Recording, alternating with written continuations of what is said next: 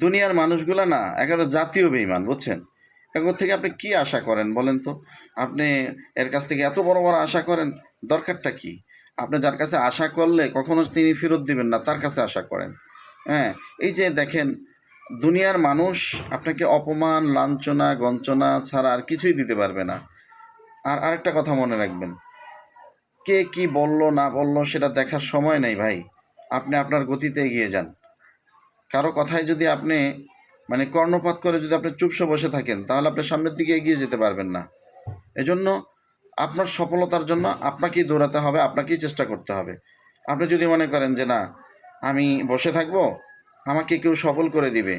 পৃথিবীটা এমন জায়গা ভাই, শোনেন একটা কথা বলি, পৃথিবীর 1 ইঞ্চি জায়গা কেউ কারোর জন্য ছেড়ে দেয় না ভাই। বাস্তবতা দেখেন না? তাহলে 1 ইঞ্চি জায়গা যদি কেউ কারোর জন্য ছেড়ে দিতে না চায়, তাহলে আপনি তার থেকে আরও বড় বড় আশা করেন, সে আপনাকে সফল করে দিবে, আপনি তার মাধ্যমে সফল হবেন। এটা ভাবতে পারেন? আপনি ভাবেন কি করে বলেন তো? এটা বাংলাদেশ, শোনেন, আমি একটা কথা বলি, এটা আমাদের মাতৃভূমি বাংলাদেশ। বাংলাদেশটা এমন একটা দেশ, শোনেন, কেউ যদি সামনের দিকে এগিয়ে যেতে চায়, তাহলে দেখবেন আপনাকে পিছনের দিকে টেনে হেঁচড়ে নামানোর জন্য লোক দাঁড়ায় যাবে আপনার পিছনে।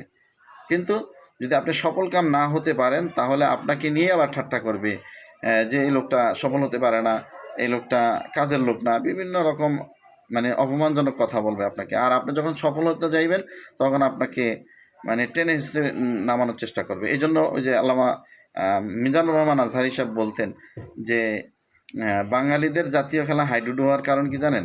হাডুডু হওয়ার কারণ হলো, বাঙালির স্বভাবই হলো কেউ যদি গাছের উপর উঠতে চায়, তাকে টেনে হিঁচড়ে গাছের নিচে নামায়া দেওয়া। এটা বাঙালিদের স্বভাব। তো এই জন্য বাংলাদেশে বৈশা কখনোই অন্য কারো দয়া, অন্য কারো মাধ্যমে আপনি সফল হবেন, এই চিন্তা না করে নিজের সফলতার জন্য নিজে এগিয়ে যান। আর দুনিয়ার মানুষের কাছে কোনো কিছু আশা করেন না। আল্লাহ তাআলার কাছে দোয়া করেন, সফলতা দেওয়ার মালিক তিনি। তাহলে দেখবেন, আপনি যখন ওনার কাছে দোয়া করে আপনি কাজে লেগে যাবেন, আপনার যেই গন্তব্য, সেই গন্তব্যের দিকে আপনি দৌড়াতে থাকেন, দেখবেন ইনশাআল্লাহ আপনি একদিন না একদিন সফল হয়ে যাবেন ইনশাআল্লাহ। এজন্য কারোর উপরে ভরসা করে কোনো লাভ নাই। নিজের যোগ্যতায় নিজেকে এগিয়ে যেতে হবে ইনশাআল্লাহ।